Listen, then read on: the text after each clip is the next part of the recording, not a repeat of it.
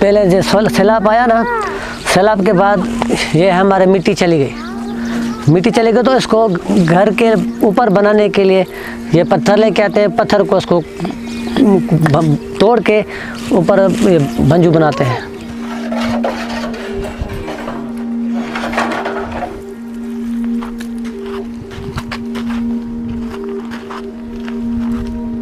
अभी भी स्ट्रगल कर रहे हैं लोग, ख़ास तौर पे जो गरीब लोग हैं जिनको सबसे ज़्यादा नुकसान हुआ है वो सबसे ज़्यादा अभी भी रिकवर कर रहे हैं, वो भी फुली रिकवर नहीं कर सके। बारिश आ रहे हैं और सैलाब के लिए जगह गिर गए हमारा मकान, उस वजह ये करते हैं। जिस बंदे का घर कमज़ोर होगा सैलाब में वही बहेगा।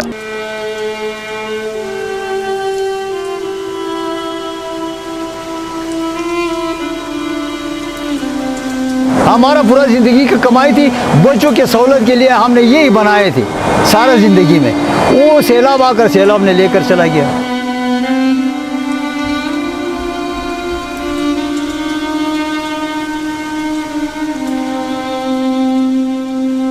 हमारा घर वाले जो थे ना, 2 महीने यहाँ से आकर ऐसा रो रो कर वापस जाते थे।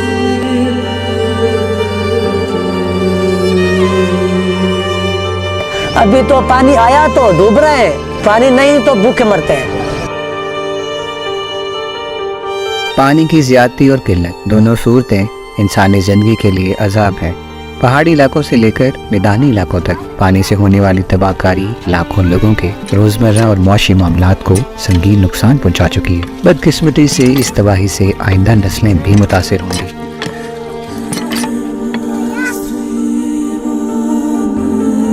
पानी जे लात है वॾी तकलीफ़ आहे, परे परे खां भरे चऊं हितां हिकिड़ो नलको हलाए हलाए ॿाहिरि में सूर पजी थो वञे, नलको हले ई कोन थो। ये जब पानी आया था, पानी केमिकल वाला था, जहरीला पानी था, गंदा पानी।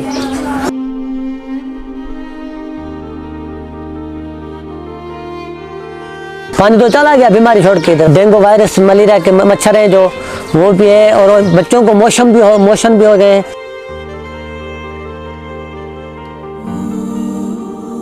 वो ही पानी खुद नीचे जाता है तो वो खुद वो मशीन लगा के हम वो पीते हैं। उसमें सेंके की बीमारी है और दूसरी ऐसी बीमारियां, वो खुद हम वो ही पानी खुद पीते हैं। मजबूरन पीना पड़ता है ना, दूसरा तो पानी नहीं है, प्यास में किधर जाएंगे।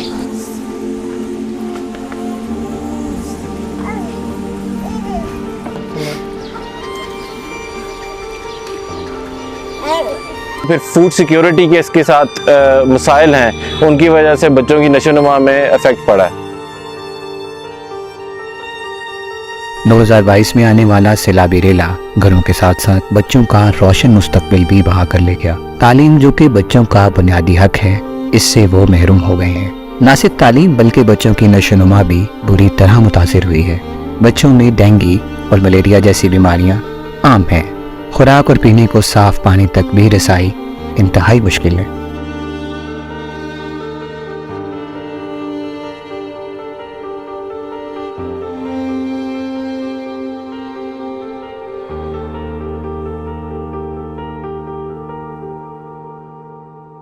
तीन महीने आपने नहीं पढ़ा? पढ़ना चाहते हो? पढ़ के क्या करना चाहते हो?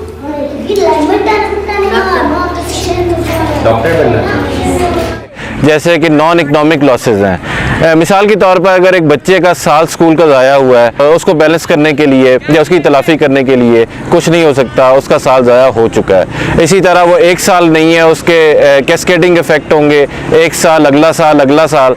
और एक गरीब बंदे को जिन शैकल्स में वो जकड़ा जा चुका है, जिन बेड़ियों में वो जकड़ा जा चुका है, उससे निकलने के लिए उसको कई साल दरकार होंगे। उनके कपड़े हैं, उनकी चैंपल हैं, उनके पेन्स हैं, और उनके बुक हैं और किताबें हैं, तो वो हम नहीं खरीद सकते ना।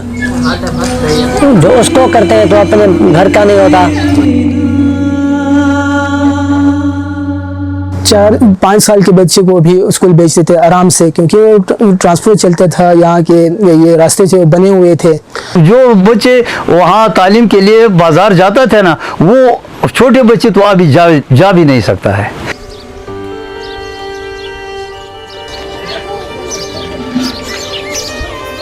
ये है मोहम्मद अमीन, जो 55 साल की उम्र में भी इन कठिन हालात से घबराए नहीं। तालीम की अहमियत को जानते हुए अपने घर में एक खैमा लगाकर बच्चों को तालीम दे रहे हैं।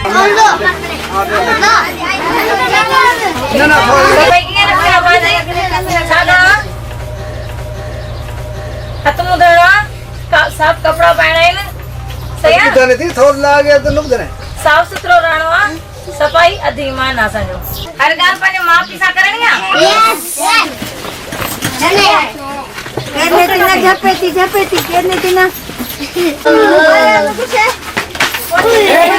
ये बच्चे ऐसा होता है ना, सैलाब होता है उसी के लिए टेंशन के लेते हैं।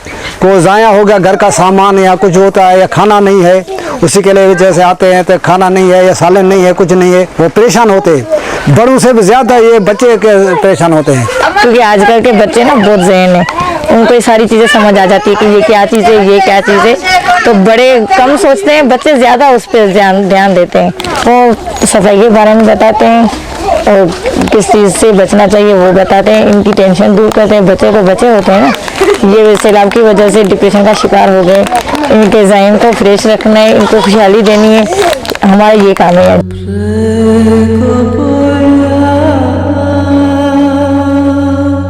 हमारे गांव का रास्ता पानी का यही है। ये जो पुल टूट गई तो पानी इधर से आ रहा था, ये हमारे गांव की तरफ जा रहा था।